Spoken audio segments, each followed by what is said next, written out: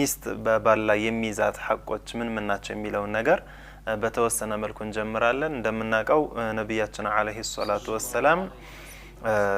كلكم راع وكلكم مسؤول عن رعيته ብለዋል يعني ሁላችሁም ተጠያቂዎች ናችሁ ሁላችሁም ጠባቂዎች ናችሁ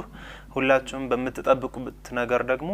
ተጠያቂዎች ናችሁ ብለውናል ነብያችን አለይሂ ሰላቱ ወሰለም ሚስትም በቤቷ ዙሪያ ላይ ባሉት ነገራቶች ላይ ተጠያቂ ነች يعني የባሏን ሐቅ በመጠበቅ ላይ ተጠያቂ ነች አልጋውን መጠበቅ አለባት የቤቱን ክብር መጠበቅ አለባት ሌሎች ነገራቶችና እነዚህ ነገራቶች እስኪ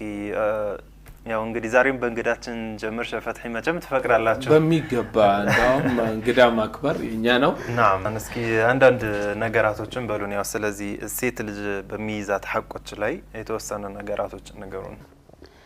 سيدنا عمر رضي الله عنه عند يميلو تالاق نغغر አለ በብዙ ነገራቶች ላይ የሚንጸባረቅ تفقهوا قبل أن تسودوا من ይላሉ عمر رضي الله عنه تفقهوا قبل أن تسودوا سيد ከመሆናችሁ በፊት سيد የሐላፍትነት ደረጃ ነው አንድ ነገር ሐላፊ ከመሆናችሁ በፊት ስለዛ ነገር ልታውቁ ይገባል ይላሉ ባል መሆን ሐላፍትነት ነው ሚስት መሆንም ሐላፍትነት ነው ሚስት ከመሆኗ በፊት የሚስትነትን ሐላፍትነቶችን ልታውቂ ይገባል ባል ከመሆኑ በፊት የባልን ሐላፍትነት ሊያውቂ ይገባል ባል ለመሆን ሚስት ለመሆን ሸሪዓዊ የሆኑ ዕውቀቶች አሉ በአግባቡ እነዛን ያወቀ ሊሆን ይገባል ማለት ነው በሐዲስ ወረደልን ነብዩ አለይሂ ሰላቱ ወሰላም ምን ይላሉ ስለ ሷሊህ ሴት ሲነግሩን صالح سيت بلو مالت ملكام سيت بلو مالت هي التي تسره إذا نظر بميا يبس ساعات يمتاس دستو يهونج وتطيعه إذا أمر يعززن دهونا يمتتاززو يهونج ولا يرى ما يكرهه في نفسها السو يما يودو النقر كالصالي يما يهونا يتشنج لالو نبي عليه الصلاة والسلام يعني التي ليست أنانة ولا منانة ولا حداقة ولا حنانة ولا براقة እንደዚህ ያልሆነች አናና كثيرة الشكوى ያልሆነች ብዙ ጊዜ ሸክዋን የምታበዛ እንዲህ ነው እንዲህ ሆኗል ገሌ እንዲህ አረገኝ እናትህ እንዲህ አረገችኝ ወንድምህ እንዲህ አደረገኝ እንደዚህ ሆኗል እያለች ስሞታን የማታበዛ የሆነች ولا منانام ያልሆነች እኔ ላንተ ብዬ እንዲህ አርጌ ላንተ ብዬ ቤተሰቦቼን ትቼ መጥቼ ላንተ ብዬ እንዲህ ሰርቼ እንዴት አረጋኛለህ እያለች መናና ያልሆነች وكذلك وليست حداقة ያልሆነ ሴት ያየችውን ነገር ሁሉ ግዛልኝ የማትል ያንን ልብስ ስታይ ይሄን ግዛልኝ ይሄንን ሶፋ ይሄንን حداقة ያልሆነች አይኗ የሚያርፍበትን ነገር በአጠቃላይ የምትመኝ ያልሆነች ولا براقام ያልሆነች هي التي طول النهار ቀኑን ሙሉ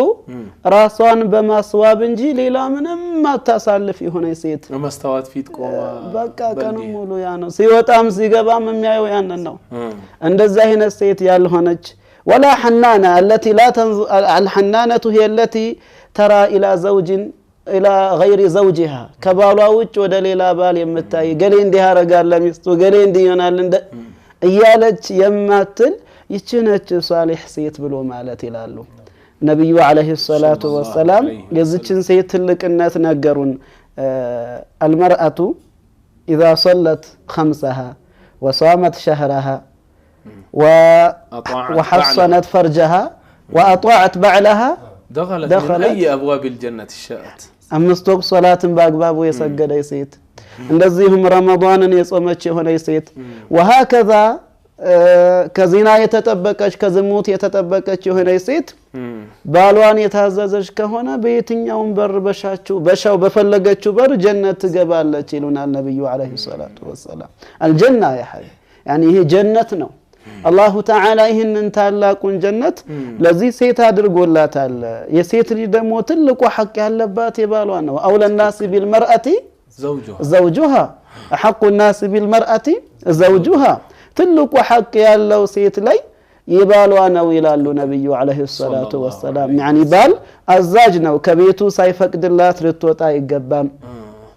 እንደዚሁም እሱ የማይፈልገውን ወደ ቤት ልታመጣ ይገባም حتى ولو كان من اقربائها ከዘመዶቿም እንኳን ቢሆን የማይፈልገው ከሆነ የገዛ የራስ ቤት ከሆነ የሷ ቤት ከሆነ ሁክሙ ይለያያል ይላሉ ዑለማዎቹ የሱ ቤት ከሆነ ግን የማይፈልገው ልታስገባ ይላትም ይህም ብሎ ማለት ባልየው ወዳጆቿን ይከለክላል ማለት አይደለም ግን ቢያደርገው እንቢ ብላ ተቃውሞ አድርጋ እኔስ አንተ ማትፈልገውን አመጣለሁ ብላ በሯን ባሏ ለማይወደው ልትከፍታ ይገባም ይሄ ሸሪዓዊ ያደረገባት ግዴታ ነው حتى في الصوم ጾም ምን ያህል አጅር አለው ምን ያህል ምንዳ አለው ነፍል የሆነ ጾም እንኳን ትርፍ የሆነ ጾም እንኳን ሱና የሆነ ጾም ምን ያህል አጅር አለው እኮ ያን ትልቅ አጅር ከመኖሩ ጋር ግን ባሏ ያለ ያለ ፍቃዱ መጾም አትችልም ትልቅ አጅር ከመኖሩ ጋር ይህ ሁሉ ምን ያመላክታል የባል ሐቅ የሚባለው ነገር በሸሪዓችን ትልቅ መሆኑን ያመላክታል ትልቅ ነው ያኒ ከናትና ከአባትም ይቀደማል የባል ሐቅ ማለት ነው የባል ሐቅ ይበልጣል ከናትና ከአባትም ያ አላህ መልክ